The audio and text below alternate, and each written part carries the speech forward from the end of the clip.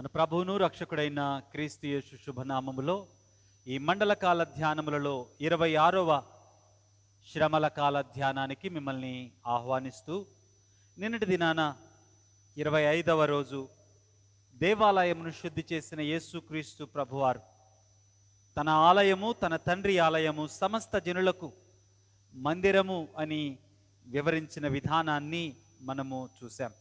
ఈరోజు 26వ రోజు ఈ ఉదయకాల ధ్యానములో దేవుని యొక్క గొప్ప ఆజ్ఞ, దేవుని ప్రేమించుట, పొరుగువాని ప్రేమించుట అన్న సంగతుల గుండా ఈరోజు లేఖనాలను పరిశీలన చేయటానికి ప్రయత్నం చేద్దాం. ఈరోజు మన ముందున్నటువంటి లేఖన భాగాలు మత్తయి సువార్త 22వ అధ్యాయం 34 నుంచి 40 వచనాలు. ఈ 34వ వచనంలో చూస్తే, అప్పటికే యేసుక్రీస్తు ప్రభువారు సద్దూకైల నోరు మూయించాడు. అంటే సద్దూకాయలు ప్రశ్న అడిగారు, పునరుద్ధానములో మరి మనుషుల సంబంధాలు ఎలా ఉంటాయి? ఒక స్త్రీ ఒక ఆయన్ని పెళ్లి చేసుకుంది, ఆయన చనిపోయాడు, తర్వాత సహోదరుడు ఆయన చనిపోయాడు. ఈ రీతిగా యేసుక్రీస్తు ప్రభువారిని పునరుద్ధానము తర్వాత, అంటే పునరుద్ధానాన్ని విశ్వసించని వారు పునరుద్ధానము తర్వాత ఏమి జరుగుతుంది అన్న సంగతులు ప్రశ్నించుట, ఆ సమయంలో యేసుక్రీస్తు ప్రభువారికి వారికి ఇచ్చిన జవాబు, వారి నోరుని మూయించిన తరువాత ఇప్పుడు శాస్త్రులు లేకుంటే ధర్మశాస్త్రోపదేశకులు బయలుదేరారు. ఇప్పుడు పరిసయ్యులు, ధర్మశాస్త్రోపదేశకులు బయలుదేరి వచ్చి ఆయనను శోధిస్తూ ఉన్నాడు, ఆయన్ని పరీక్షిస్తూ ఉన్నారు. 36వ వచనంలో, బోధకుడా, ధర్మశాస్త్రములో ముఖ్యమైన ఆజ్ఞ ఏది అని అడిగాను. అందుకు ఆయన 2 సంగతులు కలిపి ఒక్క భావనలోకి మార్చి చెప్తూ ఉన్నాడు. నీ పూర్ణ హృదయముతోనూ, నీ పూర్ణాత్మతోనూ, నీ పూర్ణ మనస్సుతోనూ నీ దేవుడైన ప్రభువును ప్రేమించవలనన్నదియే ఇది ముఖ్యమైనదియు మొదటిదియు అయినటువంటి ఆజ్ఞ. రెండవది 38వ వచనములో, 39, నిన్ను వలె నీ పొరుగువానిని ప్రేమించవలను రెండవ ఆజ్ఞ దాని వంటిదే. అంటే యేసుక్రీస్తు ప్రభువారు ఈ రెండిటిని ఆల్మోస్ట్ ఒక్క ఆజ్ఞగా మార్చేశారు. దేవుని ప్రేమించడం, పొరుగువాన్ని ప్రేమించడం, ఈ రెండు విడదీయరాని ఐక్యత కలిగి ఉన్నట్లు యేసుక్రీస్తు ప్రభువారి మాటలో చెప్తూ ఉన్నాడు. యేసుక్రీస్తు ప్రభువారు అంటూ ఉన్నారు, ముఖ్యమైన ఆజ్ఞ, మొదటి ఆజ్ఞ దేవుని ప్రేమించడం అని చెప్పాక, నిన్ను వలె నీ పొరుగువాన్ని ప్రేమించడం కూడా మొదటి ఆజ్ఞే అని చెప్పాడు. ఆయన ఈ రెండింటిని కలిపాడు, ఈ రెండిటికి వ్యత్యాసాన్ని చూపించాల. మనము చూస్తే ఈవెన్ మనకు ద్వితీయోపదేశకాండం 6వ అధ్యాయము 4 నుంచి 5 వచనాలలో ఇదే సంగతి మనకు కనపడుతుంది. ద్వితీయోపదేశకాండం 6వ అధ్యాయం 4 నుంచి 5 వచనాలలో, మన దేవుడైన యెహోవా అద్వితీయుడగు యెహోవా నీ పూర్ణ హృదయముతోనూ, నీ పూర్ణాత్మతోనూ, నీ పూర్ణ శక్తితోనూ నీ దేవుడైన యెహోవాను ప్రేమించవలను. ఇది మొదటి ఆజ్ఞ. కానీ యేసుక్రీస్తు ప్రభువారు మొదటి ఆజ్ఞ, ముఖ్యమైన ఆజ్ఞ అని చెప్పిన తరువాత 39వ వచనములో, నిన్ను వలె నీ పొరుగువాని ప్రేమించవలను రెండవ ఆజ్ఞయు దాని వంటిదే. ఈ రెండిటికి వ్యత్యాసము లేదు. అంటే ఒకదానికి ఒకటి అవినాభావ సంబంధం కలిగి ఉంది. ఒకటి ఉంది అనంటే ఆటోమేటిక్గా రెండోది కనపడాలి, రెండవది కనపడుతుంది అనంటే మొదటిది ఉన్నట్లు లెక్క. ఈ రెండు వేరు చేసి చూడడం. అంటే దేవుని ప్రేమించే వ్యక్తి ఇతరుల కోసం బ్రతకకుండా ఉండలేడు, ఇతరుల కోసం బ్రతుకుతూ ఉండే వ్యక్తి దేవుని ప్రేమించకుండా ఉండలేడు. ఈ రెండు ఒకదానికి ఒకటి కలిసిపోయి ఉన్నాయి. అంటే దేవుని ప్రేమ ప్రాక్టికల్గా మనుషులను ప్రేమించే ప్రేమలోనికి తీసుకొని వస్తుంది. అందుకే సంకీర్తన 15 మనకు ఒక చక్కని వివరణ ఇస్తుంది. 15వ సంకీర్తనలో కీర్తనాకారుడు పాడుతూ అంటాడు, యెహోవా నీ గుడారములో అతిథిగా ఉండదగిన వాడెవడు? అతిథిగా నీ పరిశుద్ధ పర్వతం మీద నివసింపదగిన వాడెవడు? దేవా, నీ సన్నిధిలో ఉండేవారెవరు? నీ సన్నిధిలో ఉండేవారు నిన్ను ప్రేమించేవారే. నిన్ను ప్రేమించేవారి లక్షణాలు ఎలా ఉంటాయి? 2వ చరణంలో, యథార్థమైన ప్రవర్తన కలిగి వారి నీతిని అనుసరిస్తారంట. యథార్థమైన ప్రవర్తన కలిగి నీతిని అనుసరించే ఏ మనిషి కూడా వేరొకరికి నష్టంగా బ్రతుకలేడు. హృదయపూర్వకంగా నిజం పలుకుతాడంట. నిజం పలుకు ప్రతివాడు, అది కూడా హృదయపూర్వకంగా నిజము మాత్రమే చెప్పువాడు, అబద్ధమును ఆడలేని స్థితిలో ఉండువాడు మేలుకరమైనటువంటి జీవితాన్ని కలిగి ఉంటాడు ఇతరులకు.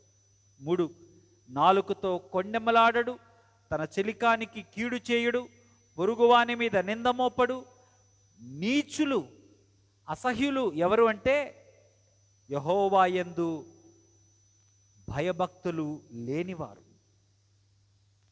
ఇంకా అతడు యెహోవా యందు భయభక్తుల వారిని సన్మానిస్తాడు. నష్టము కలిగినా సరే తన ప్రమాణము చేసిన మాట తప్పడు. వడ్డీకివ్వడు, నిరపరాధిని చెరపటానికి లంచము పుచ్చుకొనడు. ఈ ప్రకారము చేయువాడు ఎన్నడును కదల్చబడడు. అంటే నేను దేవుని ప్రేమిస్తున్నాను అని నువ్వు చెప్పినంత మాత్రాన సరిపోదు. దేవుని ప్రేమిస్తూ ఉన్నావు.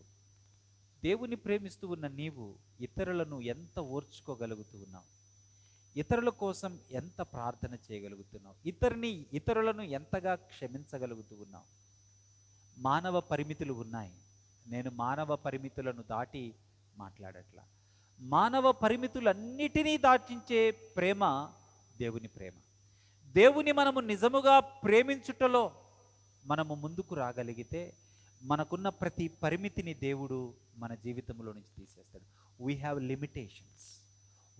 Limitations in acting according to the scriptures. We have limitations in loving in fullness of God. దేవుని యొక్క పరిపూర్ణత్వాన్ని ప్రేమించే దానిలో మనకు పరిమితి ఉంది, లోపం ఉంది.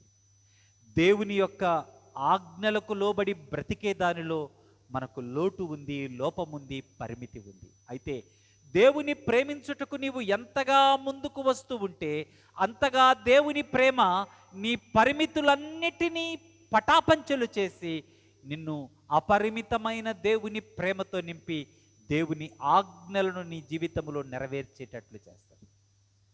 కాబట్టి ఈరోజు దేవుని ప్రేమిస్తూ ఉన్నాను అని చెప్పే నీవు, దేవుని ప్రేమిస్తూ ఉన్నాను అని నీవు చెప్పుకుంటూ నీ సహోదరుని ద్వేషిస్తే, నీ పొరుగువానికి మేలుకరంగా నీవు లేకపోతే, నీ వల్ల అనేకులు నష్టపోతూ ఉంటే, నీ వల్ల కన్నీరు కార్చేవారు ఉంటే, నీ వల్ల చిరునవ్వును కోల్పోతూ ఉన్నవారు ఉంటే, నీ వల్ల అన్యాయం అవుతూ ఉన్నవారు ఉంటే, నీవు మరొకరికి ఆటంకంగా జీవిస్తూ ఉంటే నీవు దేవుణ్ణి ప్రేమిస్తున్నావో లేదో ఒకసారి తిరిగి పరిశీలించుకోవలసిన అవసరత ఉంది. కాబట్టి ఈ మండలకాల ధ్యానములో దేవుని కృప నిన్ను ప్రశ్నిస్తూ ఉంటే, దేవుని ప్రేమిస్తున్నాను అని నీవు భావిస్తూ ఉంటే, ఆ దేవుని ప్రేమ క్రీస్తును పోలి బ్రతకటానికి ఎంత బలవంతం చేస్తుంది అన్నదాన్ని బట్టి నీవు దేవుణ్ణి ఎంత ప్రేమిస్తున్నావో నీవు ఆలోచించుకోవచ్చు. నీవు ప్రేమిస్తూ ఉన్న దేవుడు, ఆ దేవుని ప్రేమ ఇతరుల కోసం ఎంత త్యాగపూరితంగా బ్రతికేటట్లు నిన్ను నిలబెడుతుంది అన్నదాన్ని బట్టి నీలో దేవుని ప్రేమ, దేవుణ్ణి ప్రేమిస్తూ ఉన్న ప్రేమ ఎంత ఉందో కూడా నీవు అర్థం చేసుకోవచ్చు. ఈ ప్రశ్నతో ఈ ఉదయకాలం నేను నా మాటలు ముగిస్తూ ఉన్నాను. ఆలోచన చేయండి, ప్రార్థన చేయండి. ఒకవేళ మీ జీవితంలో ఇతరుల కోసం బ్రతికే బ్రతుకు కనపడకపోతూ ఉంటే అర్థం చేసుకోవచ్చు ఏంటి అంటే మీరు దేవుణ్ణి ప్రేమించట్లేదు అని. కష్టంగా ఉందా ఈ మాట? అయినా సరే అదే నిజం. అయితే దేవుణ్ణి ప్రేమించటానికి ఒక అడుగు ముందుకు వేయండి. ఆటోమేటిక్గా దేవుని ప్రేమ ఇతరుల కొరకు మిమ్మల్ని బలవంత పెడుతుంది. దేవుని ప్రేమ అన్యాయాన్ని విడిచిపెట్టి న్యాయంగా బ్రతికేటట్లు నిన్ను ఆశీర్వదిస్తుంది. దేవుని ప్రేమిద్దామా? దేవుని ప్రేమిస్తూ, దేవుని ఆజ్ఞ ప్రకారం, దేవుని ప్రేమిస్తూ, దేవుని చిత్తాన్ని నెరవేర్చే వరంగా దేవుని ప్రేమిస్తూ ఈ ప్రపంచానికి ఒక గొప్ప క్రీస్తు వలె మనం బ్రతకటానికి ప్రయత్నం చేద్దాం. అట్టి కృపను త్రియేక దేవుడు మీకు అనుగ్రహించునుగాక. ప్రార్థనలో ఏకీభవిస్తారా? ప్రార్థన. పరిశుద్ధుడా, మీకు వందనాలు. ఈ ఉదయకాలం గొప్ప ఆజ్ఞ మా ముందుకు తీసుకొని వచ్చారు. అన్నిటికంటే గొప్ప ఆజ్ఞ దేవుని ఆత్మతో సత్యముతో ప్రేమించడం. ఈ ఆజ్ఞ మమ్మలను మా పొరుగు వారిని ప్రేమించటానికి బలవంతం చేస్తుంది.